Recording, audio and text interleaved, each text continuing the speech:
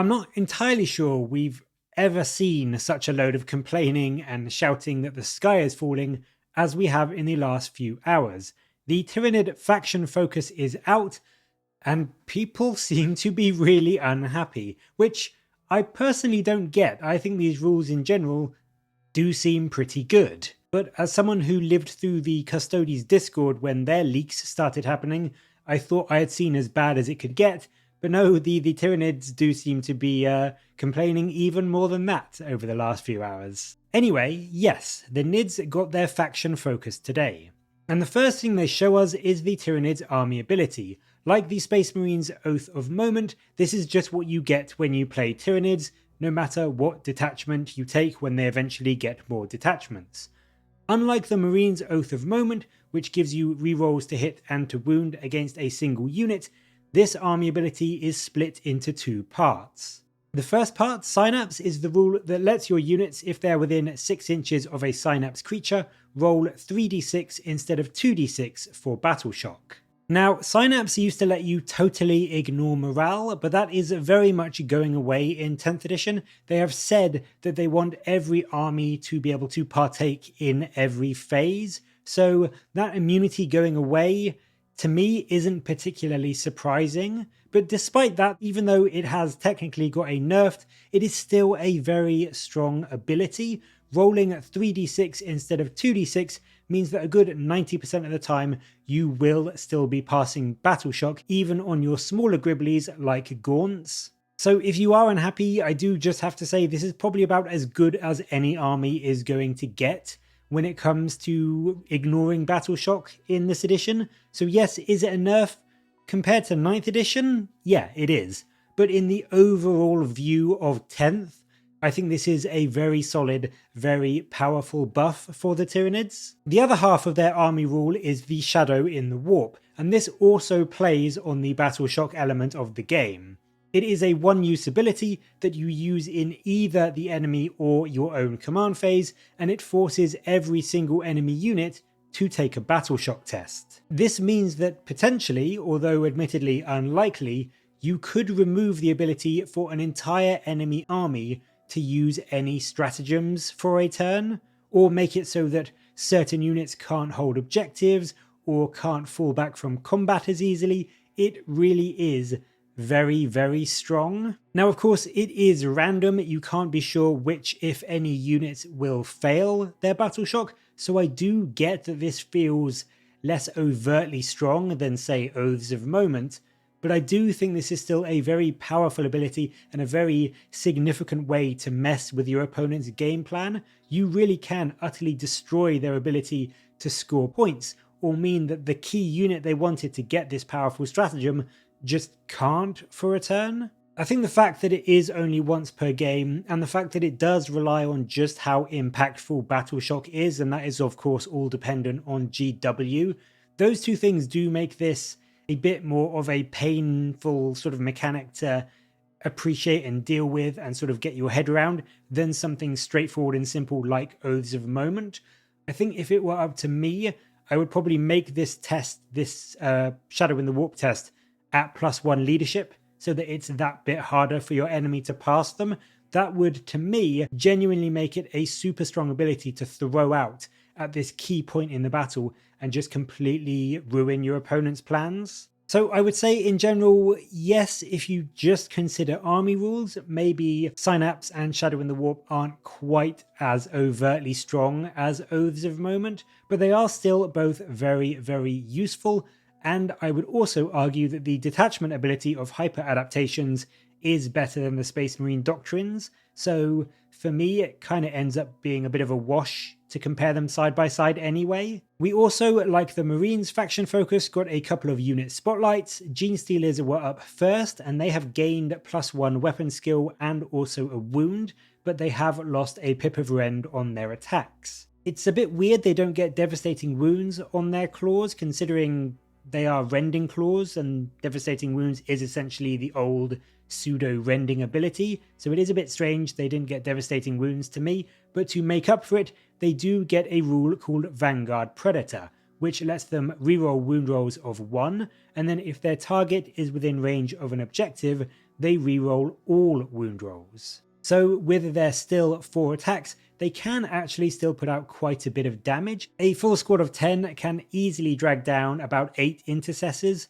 that are sitting on an objective with their claws, so they can do a good bit of damage. They also have the Scout's 8-inch rule, which lets them move 8 inches after deployment, so a potential turn 1 charge is possible with these guys. You can do your 8-inch Scout move, 8-inch normal move, and then you have a 2d6 charge. So on average that gets you about 22 inches, but you could of course get up to 28 inches in total. They also did lose their 4-up inrun in combat, just keeping their 5-up inrun all the time. But even with that loss, with the extra wound, they are much tankier against things like bolters and assault cannons and shuriken catapults and all the other 1 damage weaponry in the game, which is still a large proportion. So I do think it's a nice buff. A load of people seem to think that gaining a second wound is actually a nerf because there's 2 damage weapons in the game. And I mean, yeah, there are, but I would argue there's a lot more 1 damage weapons in the game than 2 damage, so I think moving to 2 wounds overall is still a fairly nice buff. We got to see the big boy himself as well. The Swarmlord has given us a little tease, and at first you may notice a few big nerfs. He's dropped 3 wounds and an attack, going to 10 and 8 respectively. However, he has gained a bump to T9, which is nice. On the damage front, his Bone Sabers are strength 9, -2 AP and 3 damage, which is actually down from the -4 AP that they have at the moment, but they are now twin linked, so he does get full rerolls to wound from them, which means he is still going to be utterly brilliant at chopping through squads of marines, and even terminators are going to fall to his sabers. He also still has some very powerful rules, especially with the way 10th edition looks to be going. Hive Commander gives you 1 extra CP in each of your command phases, and with CP being much less prolific now, I think you essentially get 10 over the course of the entire game, so this ability alone gives you a good 50% more command points compared to other armies. And then he also has the Malign Presence ability, which is super powerful, and it lets you, after an enemy has used a stratagem, force it to cost an extra CP for the rest of the game. And there is nothing saying you cannot use this on core stratagems, so potentially things like a CP reroll or auto-passing battle shock stratagems, if they exist, they could all be now potentially twice as expensive for your opponent. And again, as 10th edition looks to be very scarce on command points, this is going to have a huge impact on your opponent's ability to actually buff their units. Finally, he also has a 9-inch synapse range instead of the usual 6 inches, just to let even more of your army benefit from that tasty 3d6 battle shock roll. So the Swarmlord has changed, and yes, in some ways he has caught a bit of a nerf, especially overtly just looking straight at his profile, but he does do an extremely good job now at debuffing your enemy and making them much more restricted in terms of how many command points they have to use. And of course at the same time, hugely buffing your ability to use command points by giving you those extra ones in each of your command phases. He is still super killy. He can still easily kill 3 of the new Terminators in a single combat phase. And then of course, not to mention, he also has a ranged psychic attack now, which is an 18-inch D6 plus 3 shot torrent weapon. And as I said in an earlier video, I think torrent is the auto hitting part of flamers.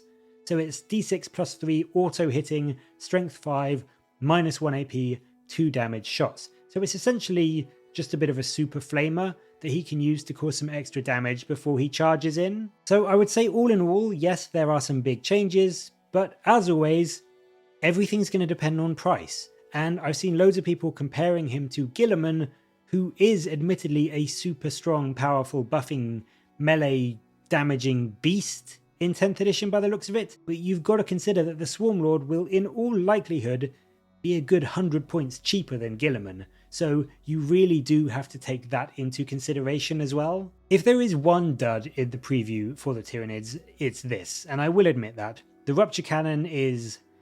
I mean, it's really good if things go well, it's just super swingy. It's got a 48-inch range, and it hits on 3s with +1 to hit thanks to being heavy if you don't move, and it fires 2 shots at strength 18, minus 4 AP, and does 2d6 damage. So it's lost a shot compared to now, and the damage is now 2d6 instead of the d6 plus 4 that it is in 9th edition, which to me just doesn't sound like a great trade-off. 2d6 damage, just on the face of it, is annoying. It's so swingy, because you know 99% of the time you're going to roll a 2.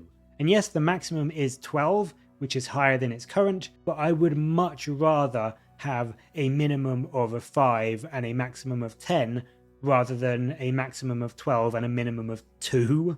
It just doesn't feel right. There should be a middle ground, and the middle ground is that really good d6 plus 4 damage. And if we look at what we saw yesterday with the Repulsor Executioner, the damage on that gun just feels so much more reliable.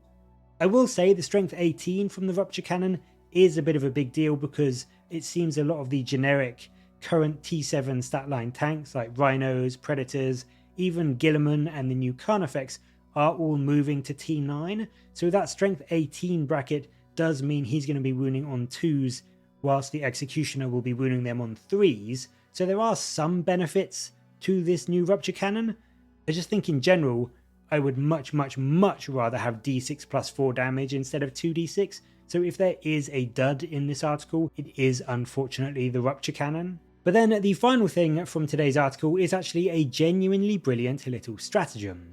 Endless Swarm has returned, and it is really good. It's only 1 command point, and you use it in your command phase. You either select 2 Endless Multitude units within Synapse range, or 1 that is outside Synapse range, and they get d3 plus 3 models back. So if you use it on a unit of Gaunts that's outside Synapse range, that's an average of 4 models back, but a maximum of 6. But if you use it on 2 units within Synapse range, you could potentially get 12 models back across those 2 units, and you can do it every command phase. So this is a really cheap, really strong, really powerful stratagem to use, especially if you are running a few big squads of Gaunts. It's going to make it incredibly tough for your opponent to whittle down all of your squads, especially because you can bring back essentially 2 at a time as long as you keep them in Synapse range. It's going to mean your opponent is really going to have to split their firepower and just try and take out as many as they can from both, or else you're just going to be healing them both up at the same time. It's really strong and really cool, and I think it's going to be one of those stratagems that if you are running a Horde style list, you're probably going to be saving a command point to use it every single turn, which again gives some more use to something like the Swarmlord, who gives you that extra command point. You can essentially get this stratagem reliably off every single command phase. So there we go, that is it, the Tyranids faction focus for 10th edition. It does feel very different to the Marine one, and I do understand why some people aren't quite as happy with it, but I think there is a lot to look forward to here, and there is a lot of strong stuff coming for the Tyranids. I think their army ability, in addition to their detachment ability, are going to really allow you to mess around with your opponent's battle plans and really break their spirit, almost literally, with things like the Shadow in the Warp. But, as always, what do you think? Are these rules good, or were you hoping for a lot more? Let me know your thoughts down in the comments below, and as always, thank you very much for watching. Please do like and subscribe for more Warhammer content from me, but until next time, I'll catch you later, guys.